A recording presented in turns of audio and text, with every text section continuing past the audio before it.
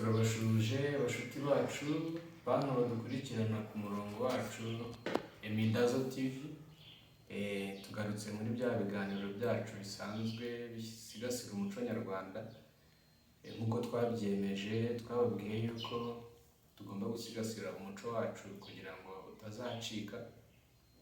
Turabizi neza ko agahugu katagira umuco karacika.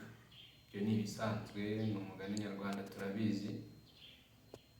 Tugarutse rero noneho kuganira ku ngingo ivuga ku itariki ya mbere y'ukwezi kwa kane. Itariki ya mbere y'ukwezi kwa kane izwiho nk'aho ari umunsi wo kubeshya. Umunsi wo kubeshya muri rusange, umunsi bigaragara yuko wanditse ku mbugo kuri kalendari cyangwa ingengabihe. Twabyita ingengabihe mu kinyarwanda, ahubwo birashoboka ariko icyumvikana ni kuri kalendari. Nubwo ari indimi z'amahanga dukoresheje, aho ngaho muratwihanganira. Turibaza tuti se umunsi wo kubeshya wo ku itariki ya mbere y'ukwezi kwa kane koko ni umuco? Ni umuco nyarwanda ku buryo wasigasirwa? Ni umuco nyarwanda ku buryo ufite indangagaciro? Ni umuco nyarwanda ku buryo ufite kirazira? Kuko bigenda bigaragara yuko kubeshya, iyo ubeshya umuntu ubwabyo, tugiye no mu ijambo ry'Imana, kubeshya ni icyaha. Kubeshya ni icyaha, tutitaye ko wenda ari ibyaha twazaniwe wenda n'abakoloni, ariko kubeshya si byiza. Muri rusange kubeshya ntabwo ari byiza. Niho wakwibaza uti ese ingaruka zituruka mu kubeshya kuri iriya tariki ya mbere y'ukwezi kwa kane ziba ari ibyaha? Ese leta hari icyo izivugaho? Ese hari ubwo ibakurikirana nibuze ikarenganura abo bantu barenganiye mu kubeshya, bitewe n'uko hariho umunsi twakwita ko ari umunsi mukuru wo kubeshya ku itariki ya mbere y'ukwezi kwa kane? Muraza ugenda mutubwira, ariko nako tubabwira uko tubibona.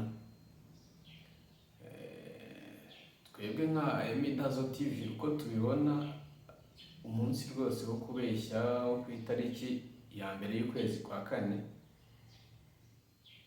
ntabwo wari ukwiriye, kubera yuko utanga ingaruka zitari nziza. Cyangwa se mo kimwe, ababukoze abawushyizeho simbarwanyije, ariko bazatugaragarize ibyiza byabo, tugaragarize inyungu zawo, tugaragarize ko tugomba kuwushyigikira koko. Ariko mu bigaragara ntabwo rwose umunsi wo kubeshya wari umunsi wo mu muco. Ubibona gutera? Rero nanjye ntaguciye mu ijambo Dazo, buriya ikijyanye n'umunsi wo kubeshya, icyo ngitekerezaho rimwe na rimwe nkeka ko ari umunsi ushobora gufasha abantu nko kuva mu bujiji.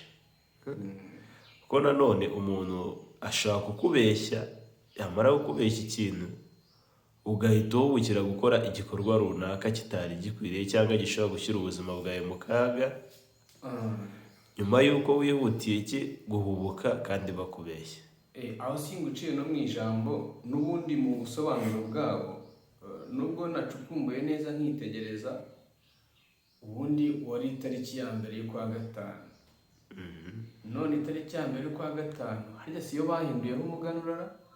Itariki ya mbere y'ukwa gatanu turaza kubireba, ntabwo ari n'ubundi cyane, ariko ubundi n'ubundi uwo munsi witwa mu ndimi z'amahanga, sinzi niba ari n'umunsi mpuzamahanga, ndaza kubanza mbirebeho neza, ariko ubundi witwa Fool's Day.